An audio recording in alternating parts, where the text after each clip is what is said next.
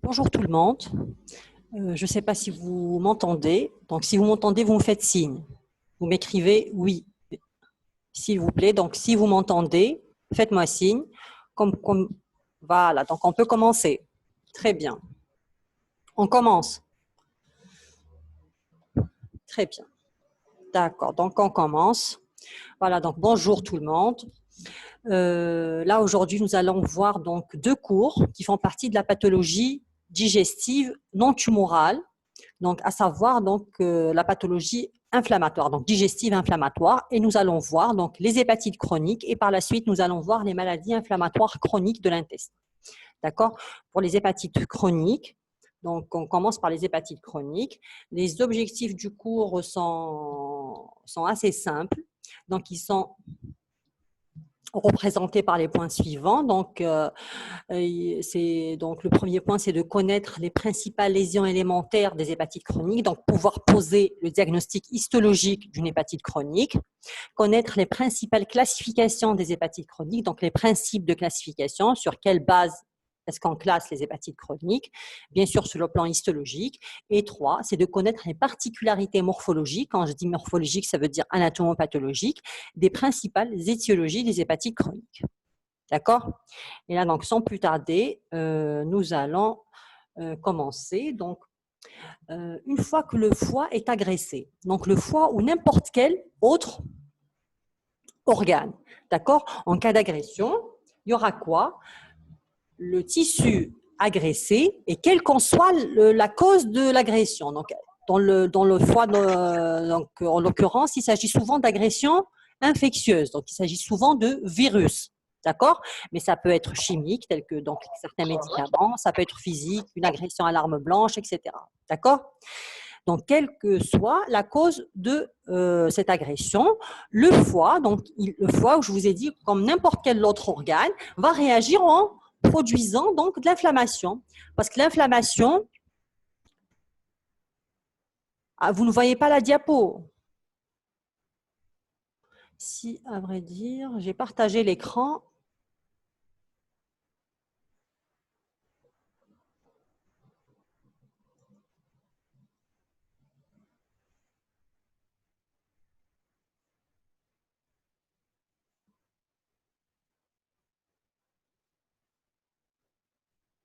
Là, vous voyez?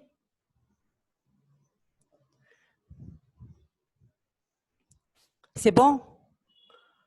Donc, vous avez l'écran. Très bien. Donc, je reprends. Donc, en cas d'agression, le foie va réagir en produisant une réaction inflammatoire. Et c'est ce qu'on appelle l'hépatite aiguë.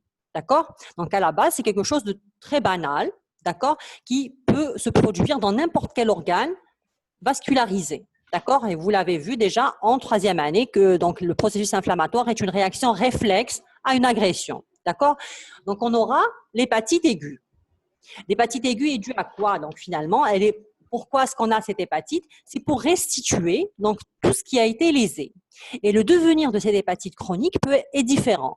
Donc, elle peut, et c'est le cas de figure le plus fréquent, donc c'est quoi? Elle va régénérer, c'est-à-dire les tissus lésés vont se régénérer et on aura donc un foie normal, donc sans aucune séquelle. Ça, c'est donc la voie donc, évolutive la plus fréquente. Un autre cas de figure, c'est que d'emblée, l'hépatite aiguë est très grave. C'est ce qu'on appelle l'hépatite fulminante. Et là, donc, c'est des cas de réanimation où donc, le décès survient souvent dans un état donc, de défaillance viscérale. D'accord? Et le dernier cas de figure, et c'est ce qui nous intéresse, nous, aujourd'hui, c'est quoi? C'est le passage à la chronicité. Ça veut dire quoi? Ça veut dire tout simplement que l'agression, l'agent agresseur, le facteur donc, impliqué, n'est pas éliminé. Il est trop virulent, il est trop fort pour être éliminé donc, spontanément par l'organisme. Et là, donc, il persiste et il y aura un cercle vicieux qui s'installe. Et donc, il y aura passage à la chronicité. C'est là qu'on parle d'hépatite chronique. Et pourquoi est-ce qu'on accorde beaucoup d'importance à cet état inflammatoire chronique hépatique? C'est surtout donc son évolution, sa fréquente donc, évolution vers la cirrhose. Et qui dit cirrhose dit un risque accru de carcinome hépatocellulaire, donc de cancer hépatique. D'accord? Et donc, nous, notre sujet du jour, donc les hépatites chroniques. Comme définition, donc il y a plusieurs définitions. On parle d'état inflammatoire du foie qui dure, qui dépasse donc les seuils ou là, les délais normaux, disons, de l'inflammation aiguë. Un seuil de 6 mois a été fixé, donc cliniquement c'est un seuil de 6 mois, au-delà duquel on parle d'hépatite chronique. Il n'y a pas de corrélation anatomo-clinique et biologique. Ça veut dire quoi? Ça veut dire que sur le plan biologique, on pourrait avoir donc un syndrome de cytolyse très important, par exemple, et sur le plan clinique, l'ictère n'est pas très important.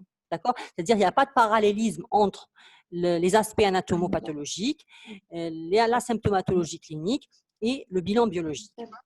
Et l'outil donc diagnostic utilisé en anatomie pathologique, donc en matière d'hépatite chronique, c'est la ponction biopsie hépatique, d'accord, qui met en évidence quoi sur cette sur ces biopsies.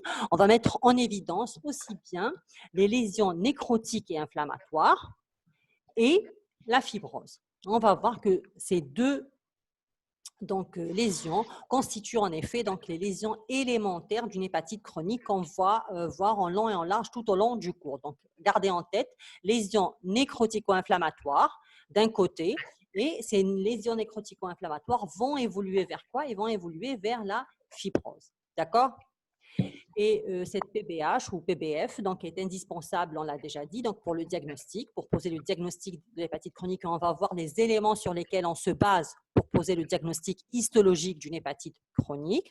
Évaluer la sévérité des lésions, c'est un autre point très important, donc évaluer la sévérité des lésions. Comment? C'est-à-dire on pourrait faire une biopsie à un temps zéro, d'accord, donc pour classer donc l'hépatite chronique, classer donc l'intensité des lésions de l'hépatite chronique, puis refaire donc la biopsie à un temps X, donc après un certain temps, donc où le malade par exemple a été mis sous traitement, etc.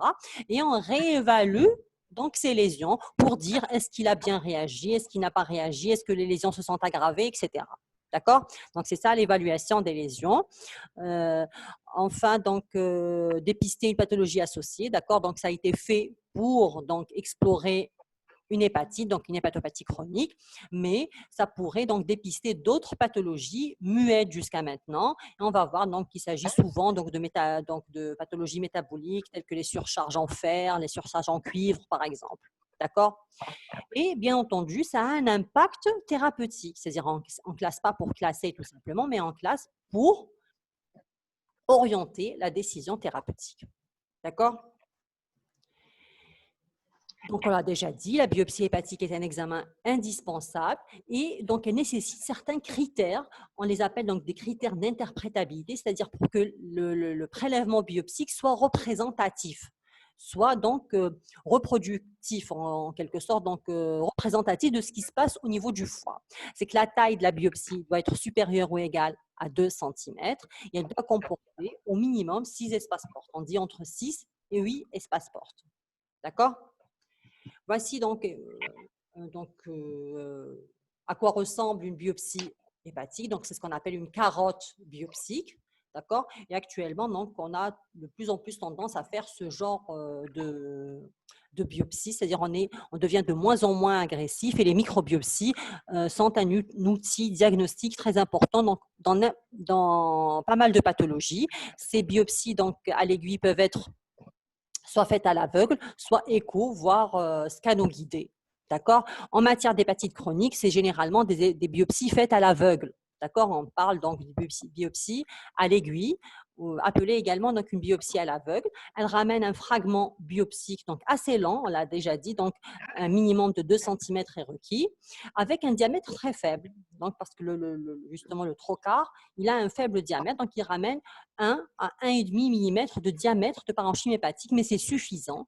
Pourquoi est-ce qu'on réalise donc une biopsie à l'aveugle en matière d'hépatite chronique? Parce que la lésion est diffuse. C'est-à-dire on n'a pas besoin de cibler une zone bien précise pour avoir donc une représentation de ce qui se passe au niveau de tout le foie. D'accord? Donc, une biopsie, donc hépatique, donc pour peu qu'elle soit, donc qu'elle répond aux critères d'interprétabilité, va être reproductive. Il y a un autre type de biopsie, ce qu'on appelle les biopsies éco-guidées, mais là, c'est un autre cas de figure. Donc, quand est-ce qu'on a affaire à des biopsies éco-guidées? C'est plutôt quand on veut viser, quand on veut cibler une lésion localisée, en cas de nodule hépatique, par exemple, nodule hépatique suspect ou autre, c'est-à-dire on veut vraiment donc cibler cette zone-là, on a recours à l'échographie, comme pour des organes plus profonds que le foie, par exemple pour le poumon, etc. C'est des biopsies non pas écho-guidées, mais des biopsies plutôt donc scano-guidées, pardon, qui sont utilisées. Le dernier type de biopsie donc, qui sont actuellement abandonnées, c'est les biopsies chirurgicales. Donc actuellement, c'est rarissime, je dirais, mais c'est pratiquement donc inexistant. On ne fait plus de biopsies chirurgicales à visée diagnostique, donc de première intention. Mais les biopsies chirurgicales sont faites donc en matière d'hépatite chronique, bien entendu. Mais les biopsies chirurgicales sont faites plutôt dans une seconde intention, ça veut dire, c'est-à-dire que le malade, par exemple, est opéré pour une pathologie X ou Y par laparotomie et lors de l'intervention donc en pérop, on détecte donc un aspect un peu pathologique du foie et là donc on décide de réaliser une biopsie,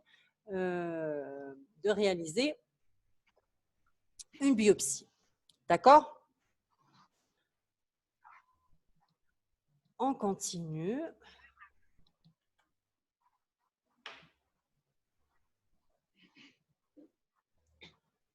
Ces biopsies donc, vont être colorées. Colorées, donc c'est des colorations standards d'anatomie pathologique. Donc la coloration standard, c'est ce qu'on appelle l'HES, donc l'émalin, iosine, safran, d'accord. Et on peut affaire à des colorations un peu plus spéciales. Là, c'est une coloration standard qu'on utilise pour tous les prélèvements, d'accord. Mais en matière d'hépatite chronique, des fois, donc la coloration standard ne suffit pas. Donc on a affaire à d'autres colorations.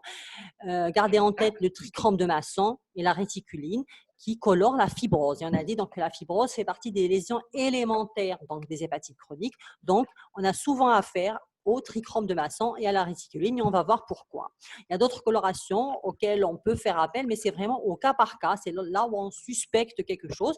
Oui, donc, on pourrait faire appel à une autre coloration. Notamment, on peut prendre l'exemple d'une coloration de perles qui va colorer, donc, qui est utilisée en cas de suspicion donc de pigments ferriques. D'accord, quand on ne sait pas, quand on ne peut pas faire la distinction entre, on ne sait pas si c'est des dépôts de fer ou des dépôts donc de tout simplement, c'est-à-dire c'est de la cholestase tout simplement.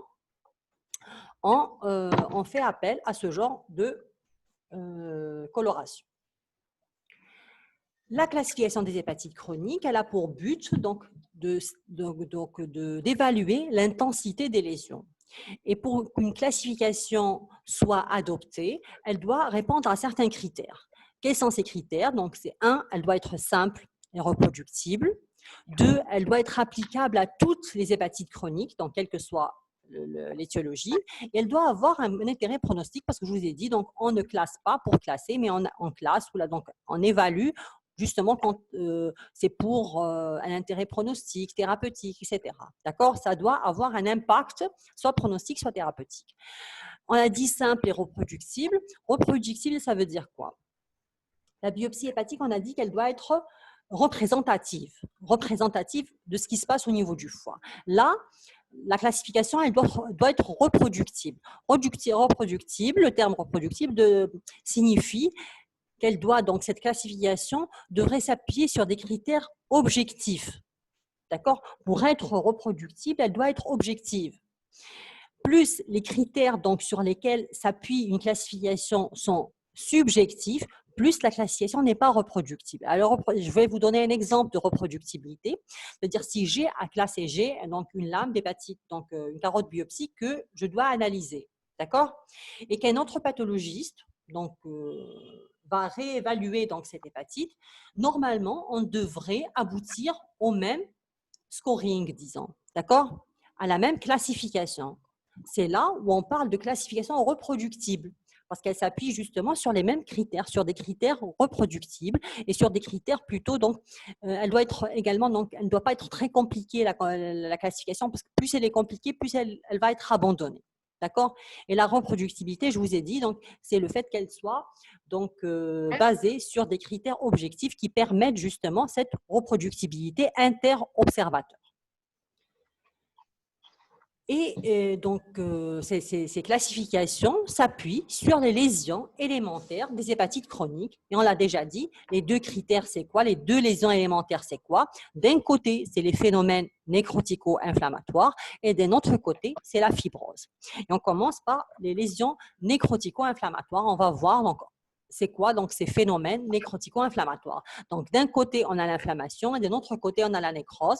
Mais vous allez voir que l'inflammation et la nécrose sont souvent, donc coexistent souvent. Et c'est pour ça que la distinction finalement entre inflammation et nécrose, ce n'est pas très important parce que la nécrose engendre l'inflammation et l'inflammation peut engendrer de la nécrose. D'accord? Ce sont deux phénomènes qui sont souvent intriqués. C'est pour ça qu'on parle de phénomènes nécrotico-inflammatoires. Donc, ce n'est pas vraiment donc, la peine de faire la distinction entre l'inflammation et la nécrose. D'accord? L'infiltrat, il est comment? Donc, l'infiltrat, il est chronique. Donc, il y a beaucoup de lymphocytes, il y a beaucoup de plasmocytes et donc des macrophages. Et il prédomine où? Il commence donc toujours au niveau de l'espace porte. D'accord? Et puis, donc, il grignote un petit peu cet espace porte et il va sortir au niveau de la zone périportale. D'accord? Quant à la nécrose hépatocytaire, il y a plusieurs types de nécrose. Donc, voici.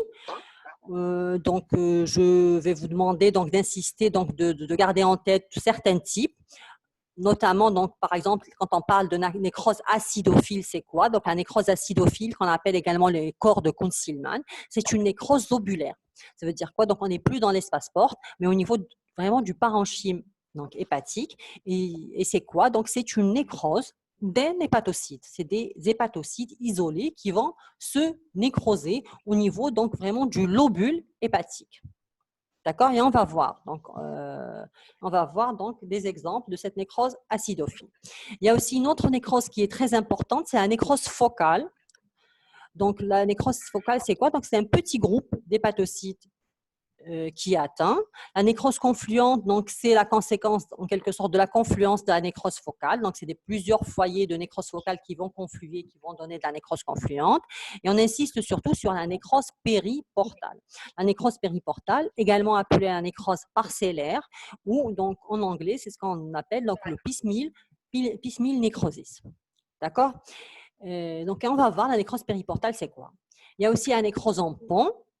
Donc, on va insister donc surtout, je vous ai dit, donc la nécrose acidophile, la nécrose périportale. Il y a aussi la nécrose en pont.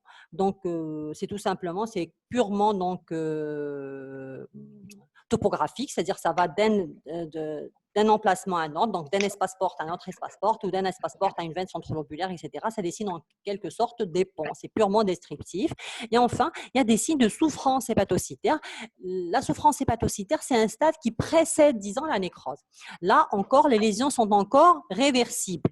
D'accord? Les hépatocytes donc, sont agressés. Donc, ils souffrent, mais ils n'ont pas atteint encore le point qu'on appelle le point de non-retour, où les lésions deviennent irréversibles. Donc, souffrance hépatocytaire, c'est ce que je viens de dire. Donc, c'est un stade qui précède l'installation de la nécrose. C'est là où encore les lésions sont réversibles. Et on commence donc par l'infiltrat. L'infiltrat inflammatoire, on l'a dit, donc il est portal. Et on a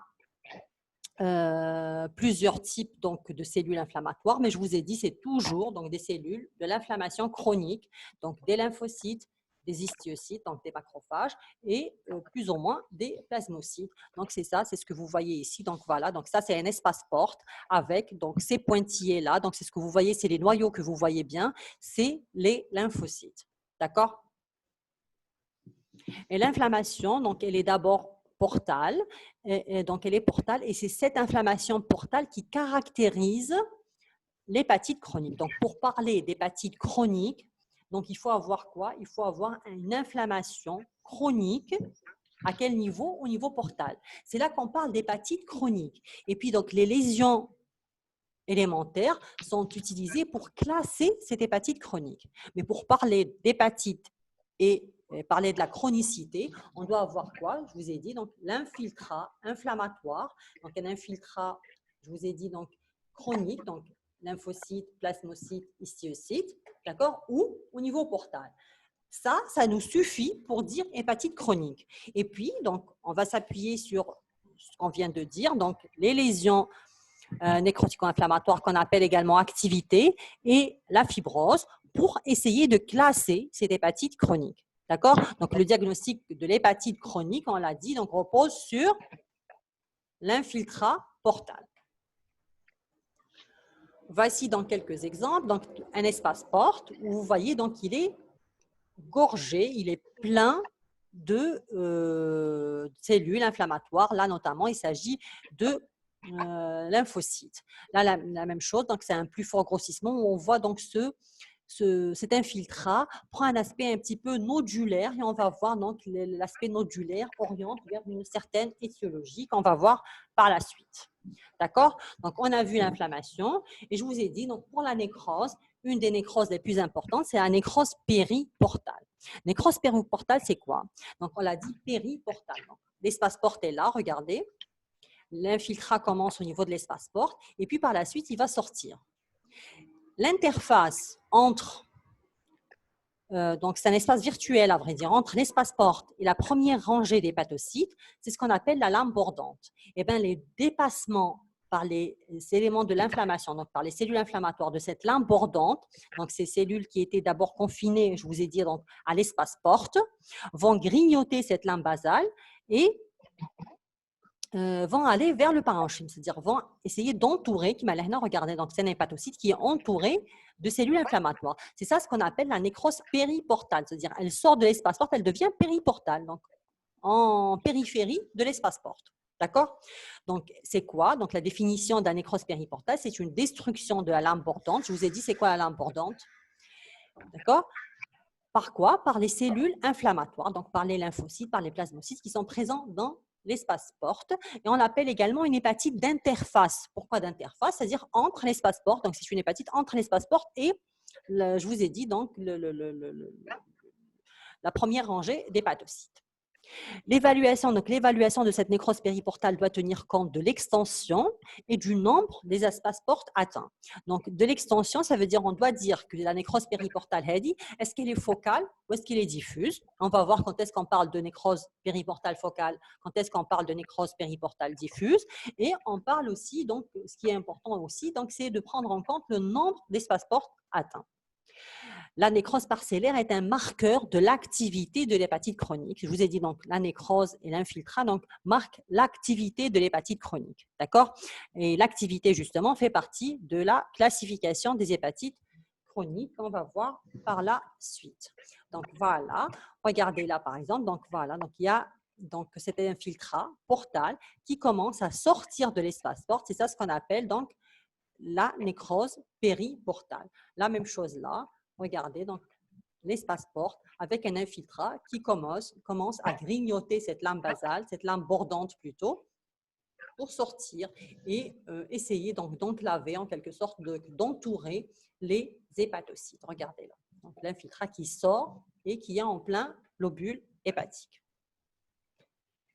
La même chose là, regardez, donc voici un espace porte, donc l'infiltrat qui est quand même nodulaire, mais regardez là, donc il est un petit peu partout au niveau donc de cette lame bordante et il sort et il commence à entourer des hépatocytes. C'est ça ce qu'on appelle la nécrose périportale. Maintenant, donc, quand est-ce qu'on dit focale, quand est-ce qu'on dit diffuse? Donc, la nécrose périportale, on l'a dit. Donc, c'est le grignotage donc, de la lame bordante par les cellules inflammatoires qui étaient présentes dans l'espace porte. D'accord? Regardez là, l'espace porte. Et regardez, on a un point de rupture. D'accord? Là, on voit très bien qu'il y a donc des lymphocytes qui sortent et qui commencent à donc entourer des hépatocytes. D'accord? Là, on parle de focale. Si on a donc ce même aspect, mais avec plusieurs points de rupture, c'est-à-dire j'ai un point de rupture là, là également, mais ce n'est pas continu, ça reste toujours focal. D'accord? Et dans la nécrose périportale diffuse, cet infiltrat, donc ce grignotage, il est diffus à tout le pourtour de l'espace porte. Donc, tout le périmètre de l'espace porte est grignoté, donc il est flou. Donc, l'infiltrat sort d'un peu partout. D'accord? C'est ça, donc la distinction.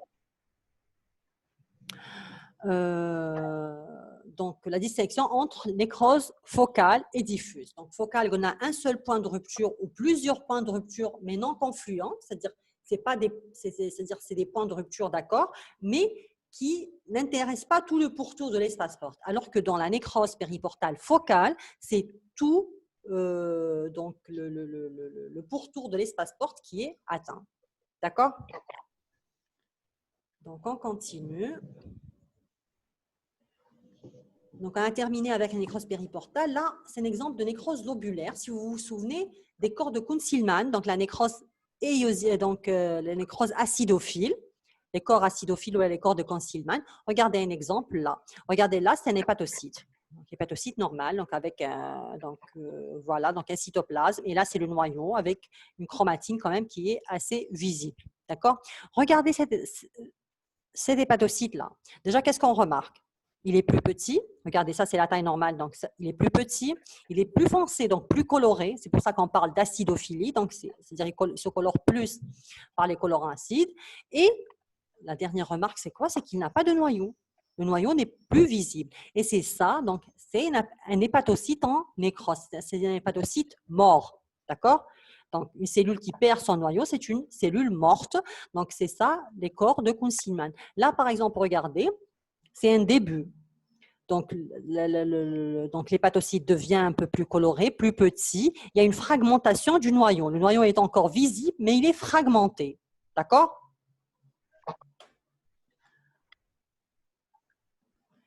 Et voilà un autre exemple. Donc, toujours, donc voilà, donc on prend à chaque fois un hépatocyte normal et on fait la comparaison. Donc, un hépatocyte de taille normale. Là, regardez, le 1 représente un corps de Kunzelman, d'accord? Où l'hépatocyte est petit, plus coloré et sans noyau. Là, regardez, une autre cellule